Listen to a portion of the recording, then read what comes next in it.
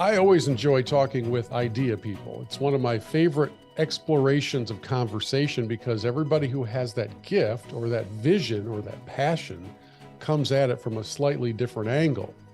Quite often on this program, we will feature guests that are telling us how to lay out a master plan, how to plot your steps, how to put together the bullet points, how to start your day every day. And then every once in a while, we have a guy like Jeremy Delk come along, whose book is called Without a Plan. And it intrigues me to dig into that general concept. And so with that, I want to welcome in Jeremy to the Big Impact. How are you, sir? Doing good, Bill. Thanks for having me. Yeah, glad to do it. You're in Kentucky. I'm in Michigan. So neither of us are in a tropical location these days. If I had a plan, I would be somewhere much Somewhere warmer, south, right? Somewhere much warmer.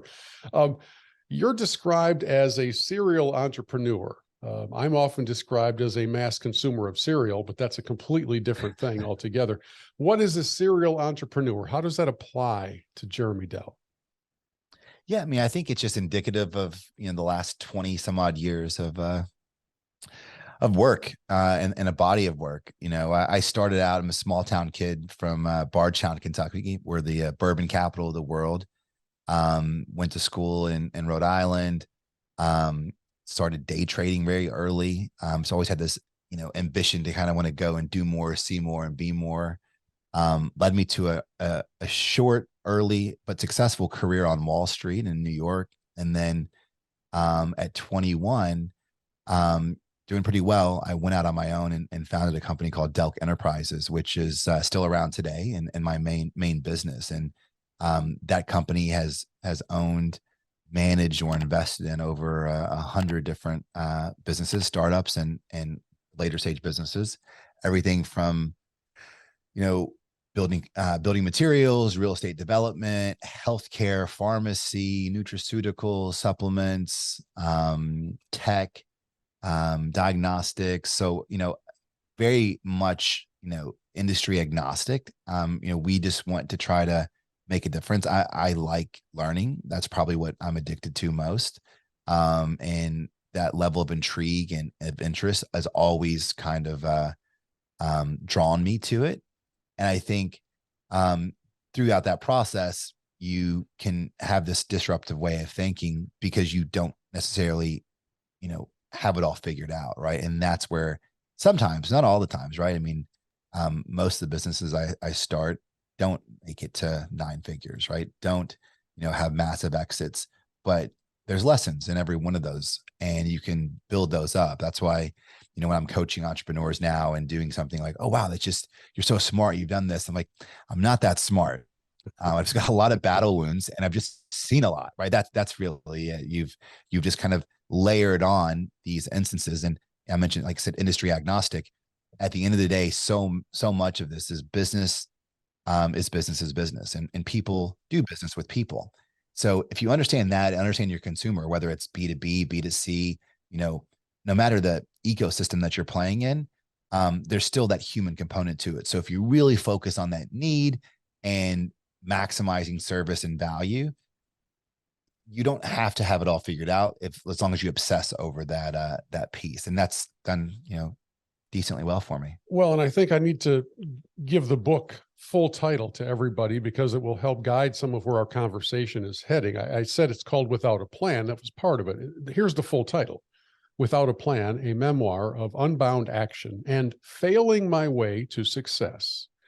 That second part of that phrase, failing my way to success, I find very intriguing because normally, if you use the word fail in any way, shape, or form, it sends people running for the hills. They're terrified of anything that would even have a whiff, an aroma of it didn't work like I thought it was going to. So what does failing my way to success look like? Yeah, I mean, and this is probably one of the bigger, pillars I kind of speak on is I think that's ingrained in us very early, right? Through adolescence and in school, like this failure and this connotation that it's a bad thing, when I think it's the opposite. I mean, I really think it's the best thing. That's where the lessons are learned, right? That's where the magic. If you talk to, if I go speak and I go through and say, hey, everyone raise your hand that just had a huge breakthrough or a huge success that's just really monumental that you're excited about. Then you ask every one of them off the back of that success, what happened a month, 3 months, 6 months prior? And nearly every time it was some catastrophic business ending thing. And that was that pivotal component where they really learned and had a transition to have that success. So I try to really speak on, not beating yourself up. Failure is part of the process. Making the same mistake is a bad thing, but making a good mistake or a bad mistake it's part of the process. Use that in your arsenal and you'll be better armed the next day. And I think that's what I really try to speak on, is that through that failure, you have the ability to pick yourself back up. That builds a lot of confidence. That builds your level of not necessarily caring or getting shook when things happen, because they always happen, right? No one had a plan for a global pandemic a couple of years ago, right? Clearly, things always happen, right? I mean, everyone, that's the old adage, I think it was Tyson, everybody's got a plan until you get punched in the face. right. In entrepreneurship, you are going to get punched in the face. I've been punched a couple of times, really, really hard. I don't wish it on anybody. And it's the resolve and that self-fulfilling component of like, yeah, I've been through that. That was hard, but I got through it. And it's just those baby steps of kind of going through. So I'm an all-in kind of guy, and just hey, if we believe in it, let's try it and do it. I'm not wired like everyone. So, people I'm coaching, like, hey, make a promise to yourself that, hey, I want to go and try and do it to this point. And then at that point on the horizon, I'll say if it was a pass fail and then reassess. It's got to be a little bit outside your comfort zone, but it doesn't mean you have to go and quit your job and, mortgage your house and go all in. But take those uncomfortable steps where you feel like, oh, I don't know what's going to go on. And then if it works out, great, then continue on. If it doesn't, like, it's not the end of the world. And don't look at it as that, right? So many times I think the biggest impediment to business and, entrepreneurship is mainly inside, because we care so much about what everyone else thinks. And, spoiler alert, no one cares, right? Like, no one really cares. They care about themselves. And we internalize this so much that we have this fear of failure. Like, oh, what's this person going to say? What's going to happen here, here, and here? And that doesn't matter. You just need to be the best version of Bill you can be, or the best version of Jeremy you can be. And when you fall down, get back up and keep going. You know what I'm reminded of, Jeremy, is in the world of sports, quite often teams go through seasons of failure because they have to learn how to get better. They have to fill in the positions that they needed. You take a long-term perspective view of your team, so that when that day comes and they're standing on the podium and they're lifting up the trophy, somebody's been around long enough to remember back when they were in the draft lottery, or when they were finishing, in the last position in their division. I think of the old Detroit Piston bad boys. They kept getting beat every single year. The Celtics would get them, and then the Lakers got it. And then eventually they made their way through this journey, and it made the journey all that much sweeter, because they remembered where they had been and all the blood, sweat, and tears that they had put in to get to that point. It's weird to me, in the world of real life, not the toy box of sports, but real life and in entrepreneurship, my observation is that we all too quickly condemn somebody as being a failure. They'll never get it because they did stumble, because they did have a tough time 3 chapters ago, and they tend to get written off or write themselves off, right? So when you talk about failing your way to success, maybe the missing component to all of this is convincing people to use those moments of failure as building blocks. And I know that's what you're working on. It's what you're talking about. Yeah. I mean, and just the idea behind the book was, I'm not a theory guy. It's ones and zeros. It's binary. It either is or it isn't, right? But you truly haven't failed until you stop, right? So as long as you keep going, you're still on your journey. But what I wanted to do is not like, oh, I've got this idea and it's a 19-point plan. If you follow this, like, that's most of the time that's most of the time the person that's teaching it or seeing that hasn't actually done it. So what I wanted to do is, I tell a lot of business stories. I think business is very personal. So I shared, I got pretty vulnerable and shared a lot of my personal journeys, good and bad things, in my life, because entrepreneurship can be very lonely. And I think that was an important piece to share with people, that maybe their business is going great, but they're just not happy with themselves. That's something that we need to kind of look at. Well, I start off in the book that, hey, listen, it's without a plan. I think the opening is that this is not a book about, lollipops and gumdrops and, vision boards, and it's all going to work out. That's not what this is. Right. But what it is a body of work of 20 plus years with businesses. Every business that you read about survives me. So I could still have a partial interest in it. And as a passive investment, I could have exited fully, I exited partially, started, consulted on it. Every business that you'll read about still survives me, which I'm proud of. It has hundreds of employees that are still employed. And every one of them, I didn't have a clue where I would end up. I knew where I wanted to go, but it ended up being so much bigger a lot of the times than I thought. And that's my point, right? So you have to have a direction. Hey, that's where I want to go, but don't worry about the how. The how does not matter. It will happen. Forward progression and action. That's all it needs to take, and have some understanding where you want to go on the horizon. Because, I talked about a building material business that we started in retail windows. If I had a plan, my plan when I first started would be like the best retail window business in America. It would have been the wrong plan. It wouldn't have led me to becoming a distributor, then a master distributor, then a manufacturer in Europe and selling, millions of dollars to these high end. If I didn't know until I peeled back the onion how big of something could be. So I think that's, you have to always think bigger. And if you start to really analyze, oh, I'm going to get from A to Z this way, you also are programmed to question yourself, which isn't fair, because when you're at step A and now you're at step S, you have so much more knowledge at step S than you did at A. Yeah. Does that make sense? Yeah. But you've made a decision and a plan with A knowledge. So it's almost an impediment, like, oh, I got to go back because that's what my plan was. And meanwhile, no, you're supposed to go left here. Forget the right plan. And I think that's the idea. So you have a tendency to be more nimble, take it in, like, okay, let's go here, and be more fluid. Again, surround yourself by great people. And in the business, in the book, I get really technical on what I've done, because a lot of the businesses, I mean, we had, I think we were the 4th fastest growing health care company by Inc. 500 in 2019, 2020, 24th fastest growing company in the US, 0 to 50 million, 107 employees. So this isn't like, again, not theory. These are real things, real business, real revenue that we got started and improved and built processes as we went, and, just continued to improve while we were obsessing over the customer journey and the customer experience.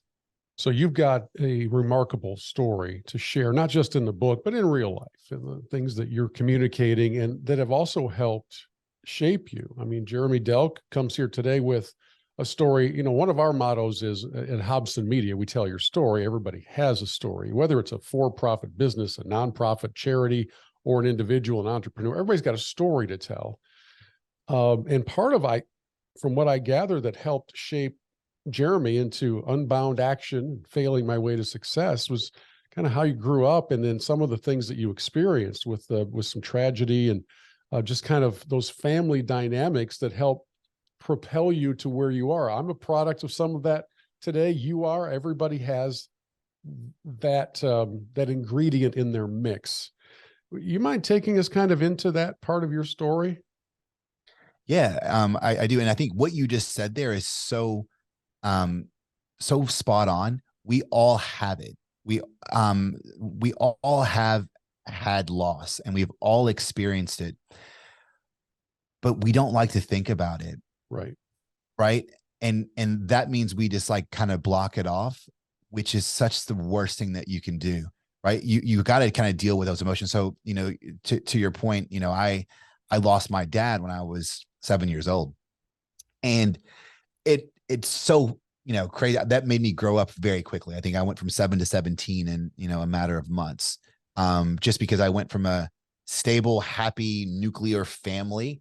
Wasn't perfect by any stretch of the imagination if you look outwardly in, but in our world, mom was there, dad was there, we had food, nice house, we had safety, consistency, family, right? That's all you really care about at that young age. And then, seeing my young mother get ripped apart, right? Her life ripped apart with 2 young boys, and, no stability, right? My dad was the breadwinner, right? We went from a bigger house to a smaller house to an apartment to an apartment. Those nights of her coping with loss while trying to be a mom. I mean, that level of insecurity really, anchored in me. And I think it anchored in me with 2 key pieces. One, I never want to go through that again, which I think has driven my financial goals, right? I never want to go through that again. I never want my kids to go through that, because it's just like, life's hard as it is. Throwing that on top of it is it's not fun. But the other piece of, this unbound action is, if it's worth doing it today, right? Just go, because none of us are promised tomorrow, right? I mean, and I think that's the biggest piece. I mean, I don't, because, spoiler some of the book, but like, I dealt with things, and I'm not perfect. I dealt with things probably 30 years later than I should have, and through a lot of therapy. And what I realized, what I thought the problem was like, I thought it was, my dad dying in that feel of abandonment. It was really the instability that I saw, and that attachment level where I didn't want to expose myself to ever feel that way again, to ever care about someone or something else. Because if I didn't care, then I couldn't get hurt, which is a really lonely way to go through life. So it's that inward component of vulnerability that just takes you to another level. That's scary, and super scary for an alpha guy like me who's hard charging CEO. It's scary, but if you do it, I promise you, your friendships, your partnerships, your relationships, everything's going to just feel so much better. But you have to be vulnerable to kind of feel that. And then you really anchored into it. And for me, there was a component where I used to ride on that bike with my dad a lot. So I struggled, like, maybe I should have been on that bike with him, right? Mm. Which is kind of think, like, so I think he was 27 when he passed.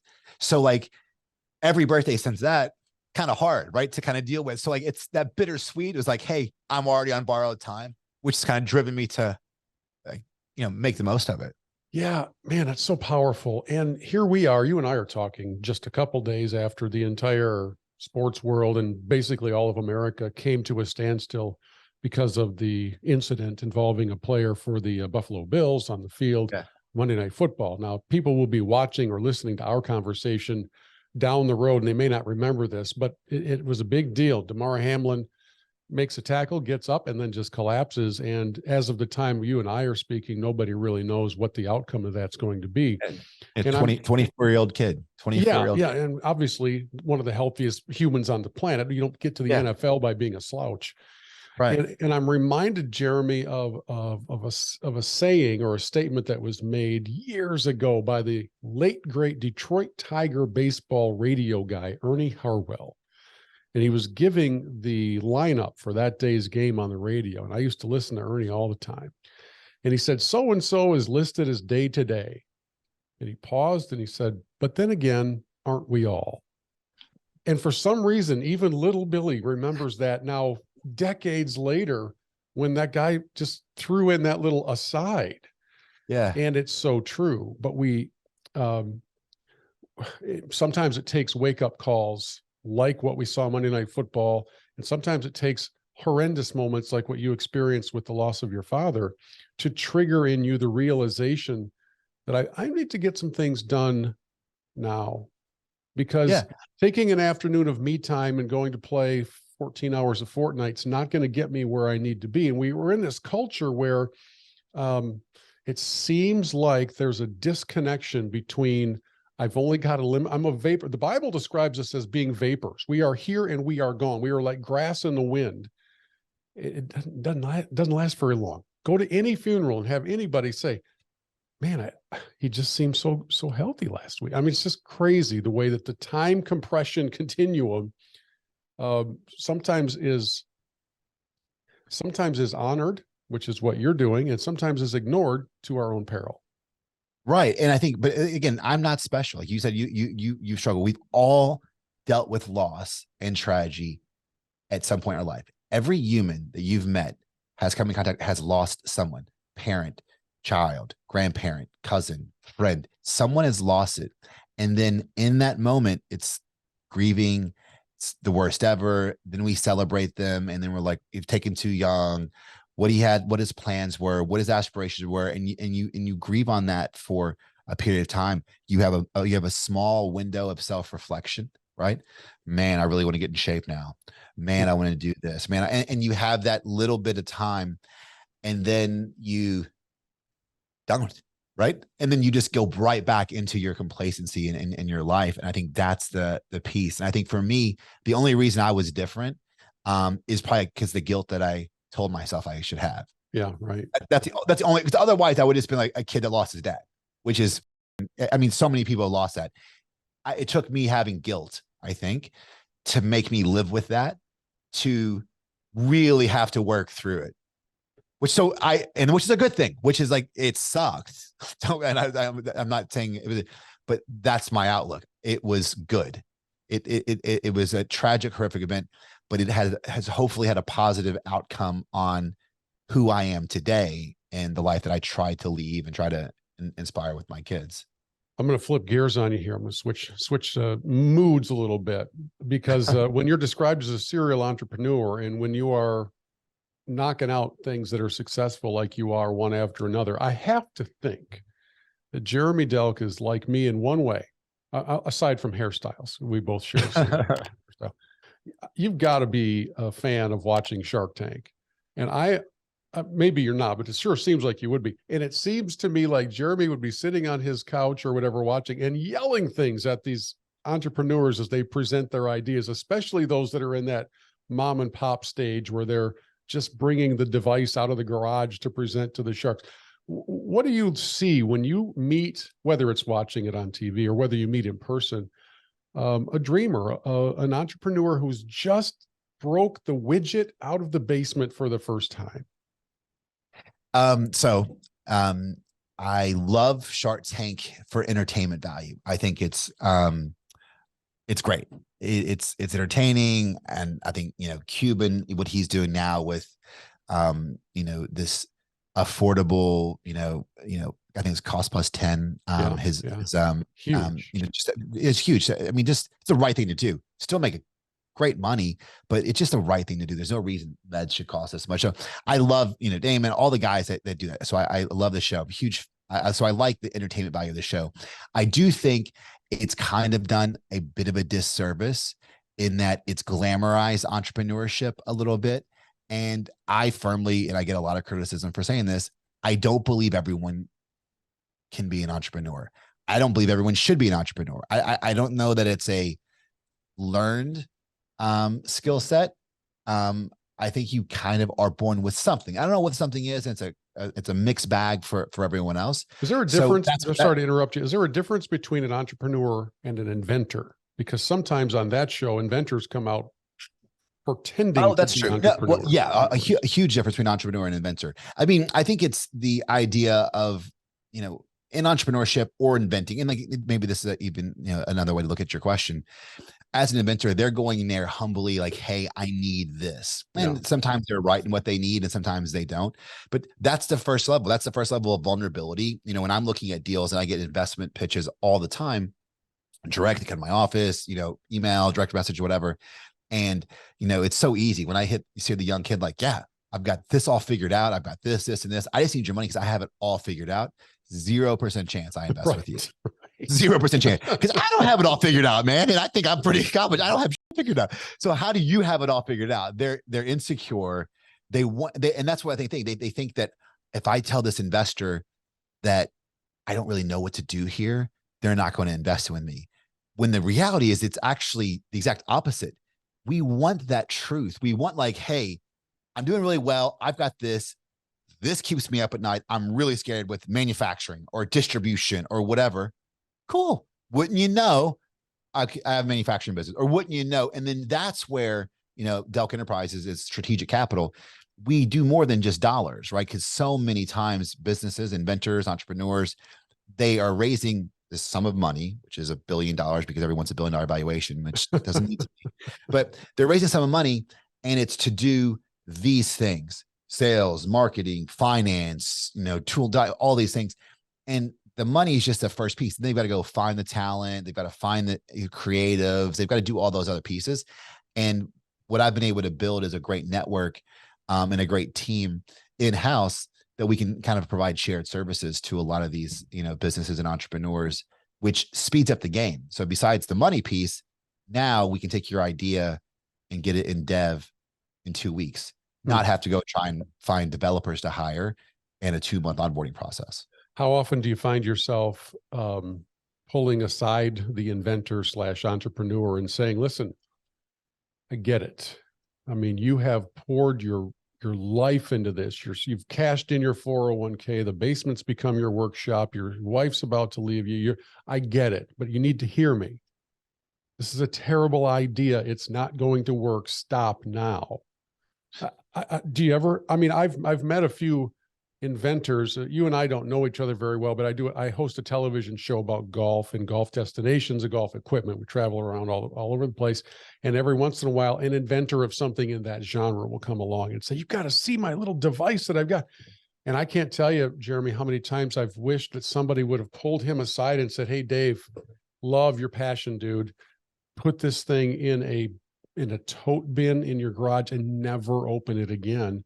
Meanwhile, the guy's 6 figures deep and he's ruined his life.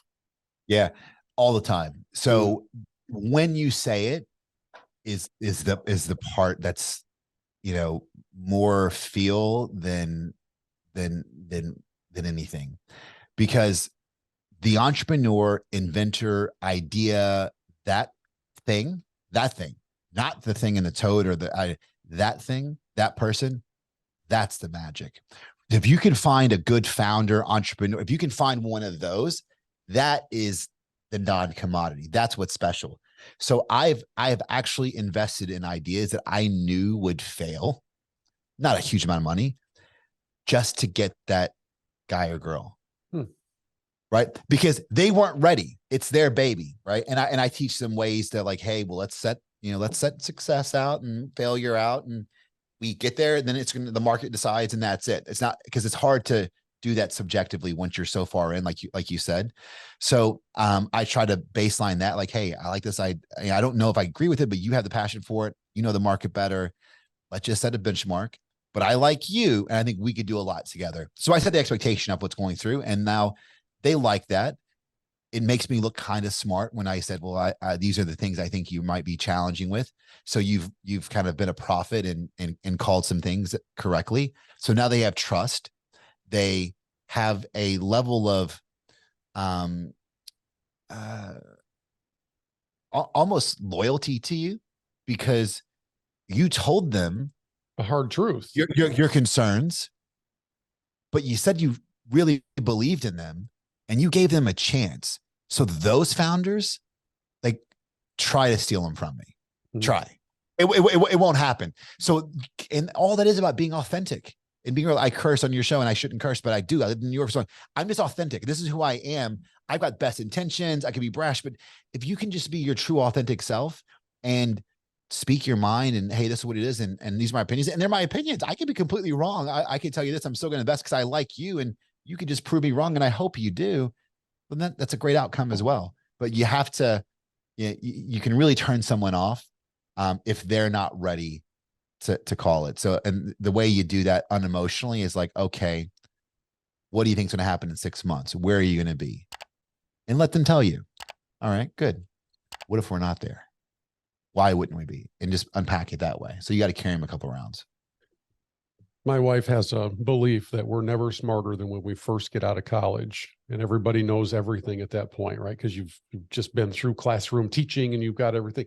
And then you fast forward 30 years, which is basically where I am, and you look back at the 20-year-old version of yourself, and you realize that you may have felt like you were the smartest person in the room back then, but it's pretty unlikely that you were, because you literally didn't have the reps, the 10,000 hours that Gladwell talks about. You just didn't have that kind of thing.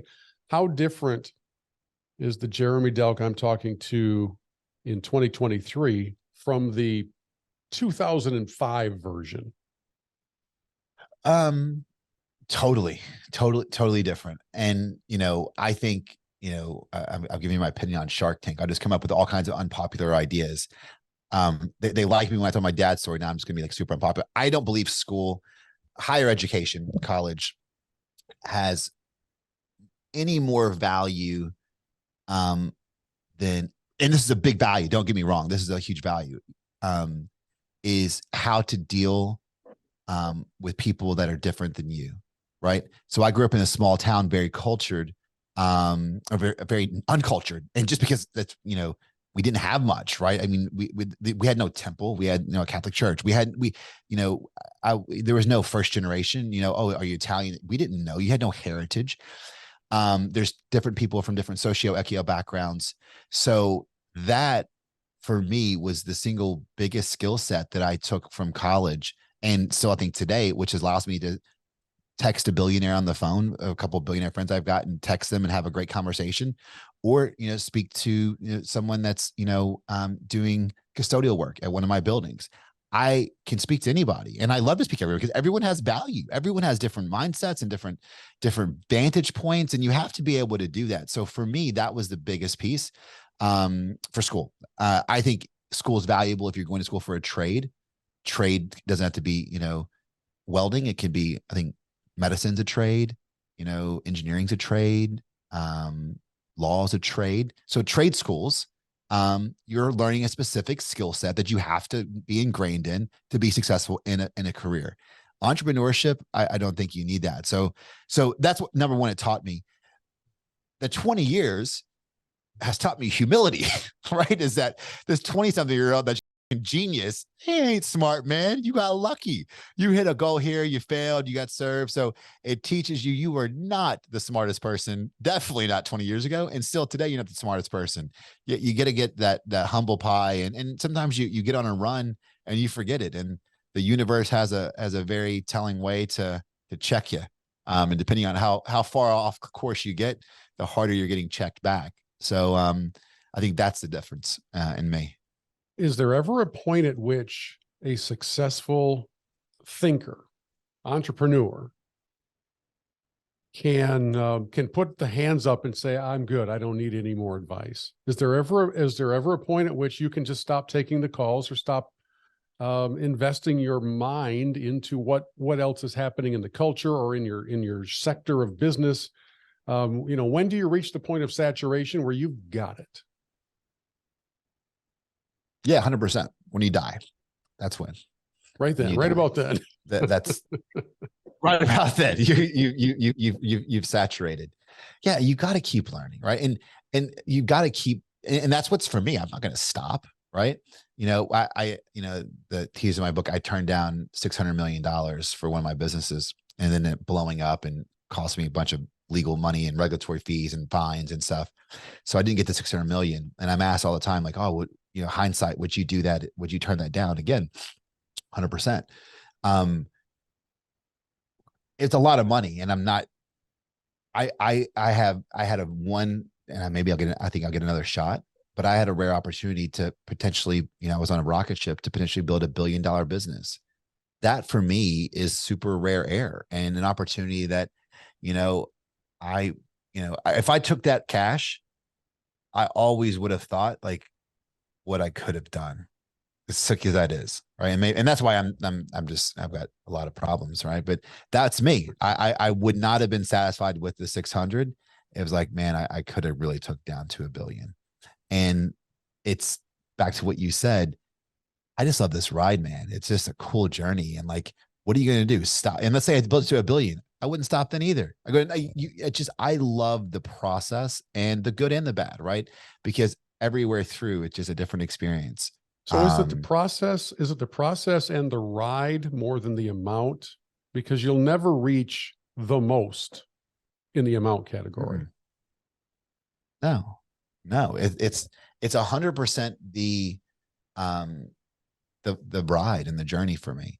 The money is a huge utility, but I think I'd worked out if I was in that business, I was already making so much money income wise that, I have, I know billionaire friends, like the way they were living, they were just, I was chartering a plane, they own their jet, right? Like the lifestyles that we were leading weren't dramatically different, right? I was still living a very, very good life.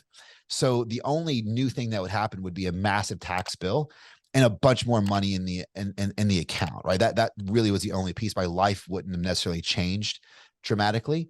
So I think for me, it's the journey and having enough resources to have great experiences with, taking the kids skiing in February, like those type of life experiences and memories, because that's really all you're left with, right? When hopefully I'm 120, right, in a nursing home somewhere.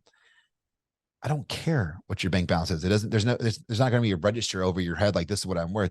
It's like, what are you thinking about? What was that great experience you had in Tuscany last summer? Or like what were those experiences? That's really all you're left with. And experiences with people that you love and can have impact on. And then you take all that selfishly. And then if you can do what we're doing and what you do with TV and podcast, and, share some of your pain and share some of your things that maybe no one told us, and help that next entrepreneur, that next generation, that next person that's struggling, like, hey, what should I do? You show them that's okay to fail, and you show them it's okay to make mistakes, because it's part of the journey, man. It makes you who you are. The book is called Without a Plan, a memoir of unbound action and failing my way to success. And Jeremy, I'll wrap it up by asking you one more question, and that is, what is the number one takeaway you want readers to grab from, not just from our conversation, but from the book? Yeah, I mean, just change your mindset on failure. Failure is not a bad thing. You should embrace it. Learn from it. Learn from every failure, and success. Just take an inventory. Do like a triage of, hey, this happened, and work that out, and just get started. That's the biggest thing. Just get started. It's okay. Most people don't get started because they're scared of failure. Embrace failure, run towards it, and then run past it. Right? That's it. Well said. JeremyDelk.com. For those of you who are not looking at the video of us talking, where it's right behind his head. And again, the book is Without a Plan, and we'll put the link to it in our podcast notes. Thanks, man. It's a pleasure to meet you, and hopefully some of your energy will infuse me. Right? I like your passion for life and for what you do. Thank you so much, Bill. I really appreciate it. Thanks for having me.